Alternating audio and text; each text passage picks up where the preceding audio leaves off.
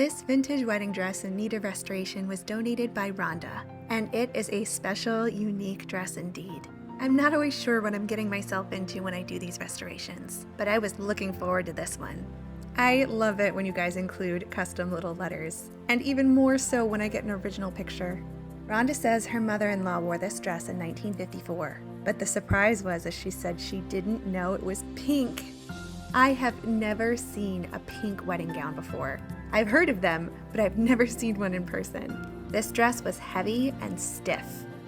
But the tag says, "You too will find happiness in a Martha gown." Something amazing about this dress is it has 2 pieces, which makes this even more unique. The sleeveless gown underneath is absolutely beautiful with the shiny pink satin coming through.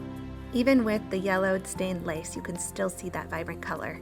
The over organza layer is gorgeous. However, I had to be really careful not to tear it. Although the dress itself is in great condition, the lace is brittle, and the organza is at risk of tearing at any minute. So follow along if you'd like to see me restore this 1954 wedding gown. I'm really looking forward to seeing this one completed. Thanks for watching.